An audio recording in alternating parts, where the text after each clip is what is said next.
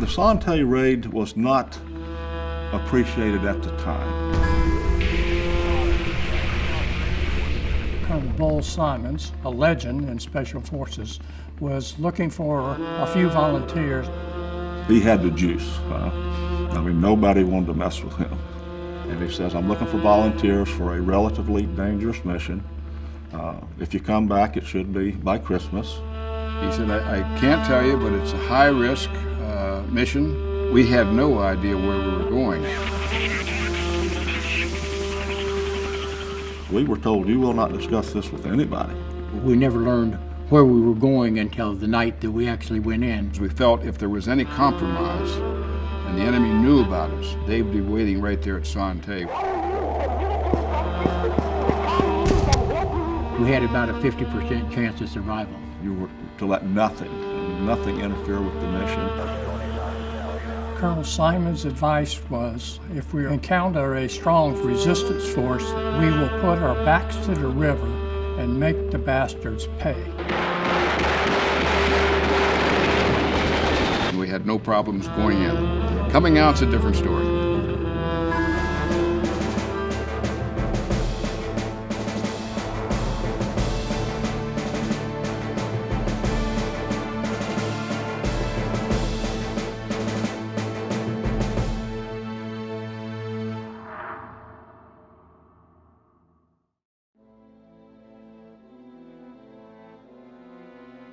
We were told to get our go gear and report to the tarmac for an inspection. So that's what I did, then inspected equipment, get on the 141. We really have no idea where we are, but we're traveling, and of course the smart people said, well, we're probably in Japan, and the next stop is probably Vietnam, but in actuality it was Tak Lee, Thai Air Force Base out of Bangkok. When we got into Tak Lee, we were just part of the mass briefing that everybody was given. They finally let the whole group know we're going into North Vietnam POW camp, and it's the right thing to do. It's what Americans expect other Americans to do. We're going to attempt to rescue 70 American POWs at this camp at Sante, North Vietnam. And this prisoner of war camp was 12 kilometers outside the city of Hanoi. Most of us were stunned that we were going that close to the capital of North Vietnam. We're talking a couple 100,000 soldiers within 20 kilometers. When he finished that little speech, that theater erupted, and you knew you wanted to follow this man wherever he went. Very emotional moment for us. Billy K. Moore said it best, he says, the final rehearsal. He said, one way or another, we're going to make history tonight. And that's when it hit me. This could be my last night on Earth.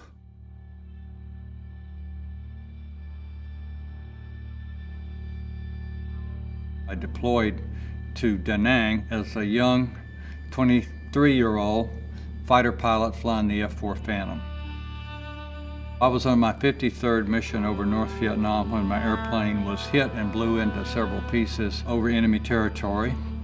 I pulled the handle and did the nylon letdown, jumped right in the hornet's nest. I was really cool about everything, all my procedures, well-trained, everything, until they stripped me down, took my G-suit, and there I am in my jockey shorts. That's when the fear really hit. Spent 9 months in Hanoi Hilton. The torture started, the interrogations. Every room had a speaker in it, a little box about this big.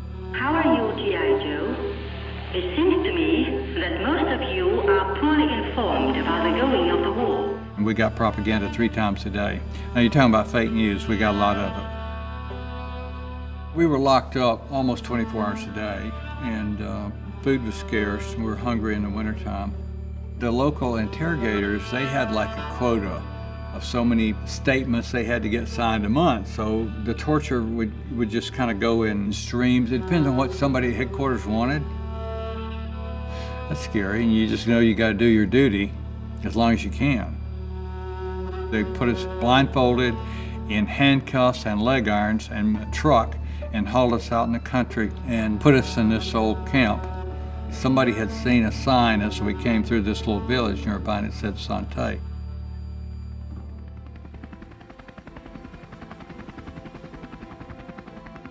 We devised a route to get in out of Thailand over into North Vietnam and to come in the backside. And then while we were doing that, we had the Navy out in the Gulf of Tonkin. Admiral Bardshar put 60, 70 aircraft in the air. I mean, they thought it was a full-bore invasion. It scared the bejesus out of them. And they really didn't bother to check the radar coming in from the west. At the time, we said it was an impossible flight.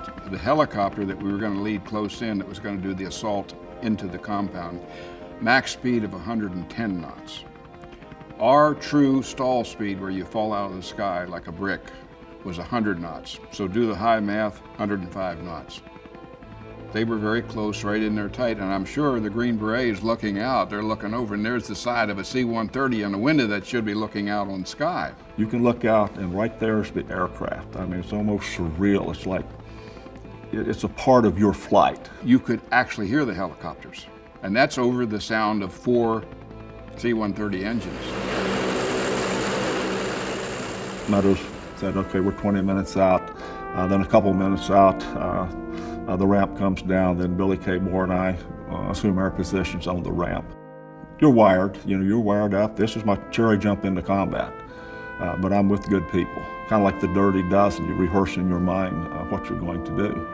Okay, we're on the final heading. After we gave that final heading to run into Sante 073, we left, and apparently the helicopters, they drifted to the south, 200 meters.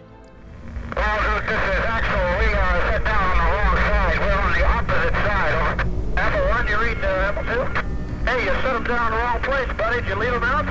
You expected to get off the bird here and go 75 meters and you'd be at your first target building. Alpha. When the buildings didn't appear like they were supposed to be, I just knew that I wasn't where I was supposed to be let off. Well, this is Axel. We're down on the opposite side. We're in the wrong place. Over. We'll come get you. It's Apple 1. Of course, fighting broke out. Here we are in the middle of the night. We're starting to shoot up the place. They're shooting at us. We spent probably 15 to 20 minutes there, I'd say. Seemed like a lot longer than that, I guess. Give us a flare. We'll come and get you. Cease fire till you make contact with us. We got to the edge of that camp and you could see Sante across the way. Rewind, this is Axel. Pick up on a jumper coming in. He's coming in to get us now. I acknowledge. So each platoon had a job. Now, the team I was on was the Assault Force, codenamed Blue Boy. We were to operate inside the compound exclusively. Our job was to be on the helicopter that would have a controlled crash landing. And the H-3 did an assault landing inside the compound in the prison, and that was for instant takeover of the prison. Surprise the guards and make sure they didn't go in and start shooting up PWs. Lieutenant Petrie was thrown out, I was thrown out, and I saw sparks. I mean, that's just how hard it hit. So we knew the enemy knew we were there. Now the clock is really running fast. The next thing I remember, Robbie and I are running towards the guard tower. Once we neutralized the tower, then we went and did our jobs and eliminated all the guards. And it was kind of chaos inside, literally red sparks everywhere. Under the high stress in firefights, you lose concept of time. You get tunnel vision, you can't hear what's going on. And when you do hear, it's in slow motion. We were there to kill the guards as quickly and as efficiently as we could. If you're in that kill zone, then you're going to die. Meadows is on the bullhorns explaining, we're Americans, keep your head down, we're here to rescue you, trying to reassure them, but then all of a sudden you don't hear any voices. Something's not right here. Then of course when we went in the first building, the only people there were BC. I said, This is Wilder. What's the situation, Off? Do you have items at this time, Blue Boy? Negative items so far. We'll give a report shortly. Understand, negative items, Roger. Finally, we heard this ominous comment, negative items. And what did he say? Negative items. Oh man, what's that mean? And the one command I heard at the particular time was Dick Meadows. He announced, no items. There are no items. Items was the code word we used for POWs. Red line, negative items in the compound. Stand by to make departure normally. There's negative items come in on the normal LZ. I say again, there are negative items come in on the normal LZ. My first thought that went through my head was, oh my goodness, it's a trap. We've been set up, intelligence break, and we're in trouble. And at that time, Colonel Sidner issued the command to start redeployment out of the area. This is Robert. There are negative items. Pull back to the east side of the LC. We will go out as normal. They had taken an old army barracks about halfway between Sante and Hanoi and converted it into a new camp that was kind of going to be a showplace camp. So we had just moved, but they didn't know we're moved. We're 8 miles away or so, and all of a sudden, the middle of the night, when that thing kicked off, we heard the bombing. Our lights went out. We said, what's this all about? We don't know what's happening.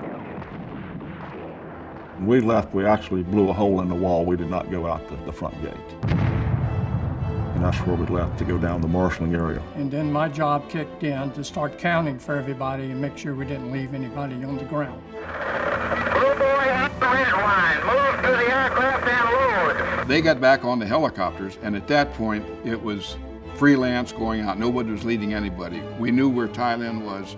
The North Vietnamese command structure suddenly woke up, so they started to just randomly fire surface-to-air missiles, the SAMs.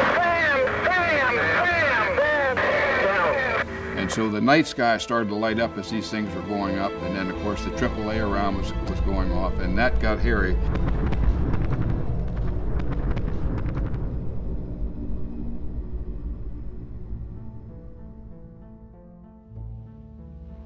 That was the quietest return flight of any I've ever heard. Nobody was talking. You just can't put your finger on it. So something's not right here. You know, this was all wrong. We were coming home without any POWs, and it was just very frustrating. You know, we had practiced hard, we had rehearsed, and the only thing that could stop us, we never thought for a second they wouldn't be there. And even when we landed back at Udorn, the people at Udorn thought we had POWs. I mean, they're cheering and everything, you know. What are you cheering about? Where's the POWs? Beats me. They weren't there. Did they know we were coming? What happened? We had no idea, and we felt like the mission was a failure.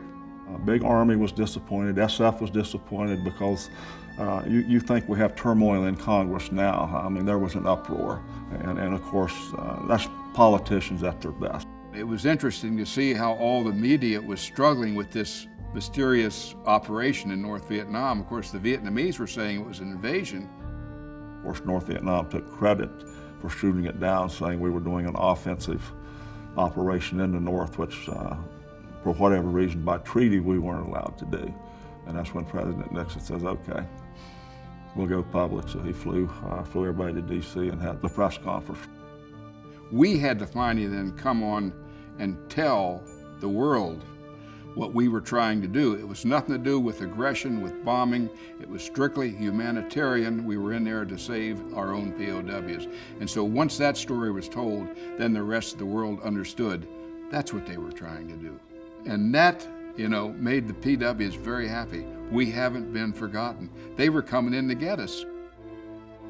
The agreements were signed on the 23rd of January of 1973 in Paris. Within 60 days from this Saturday, all Americans held prisoners of war throughout Indochina will be released. The Sante raid was a big deal for us. Even though when the raiders came, we weren't there, the net result was very positive for us because it totally changed our lives.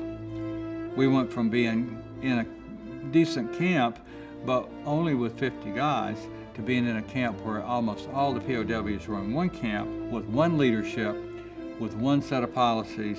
During the same 60-day period, all American forces will be withdrawn from South Vietnam. Up to that time, there was no particular force to go and conduct a joint operation to this magnitude. And eventually, the need to have a force ready to go was recognized. We had 116 aircraft. You know, we had 3 aircraft carriers, 7 airfields. Just a tremendous amount of effort, and it was orchestrated and choreographed perfectly. The Air Force realized what it was. This is a blueprint, and it probably wasn't till the mid-'80s that it became what it is today. It took a couple of failures to make them realize we've got to get a good, dedicated force. And as a result, the Delta Force was created. Bull Simons, Meadows, they're the ones that helped formulate the Delta Force. It stands ready today and is deployed numerous times throughout the world in special operation missions. And they're still studying the Sante raid.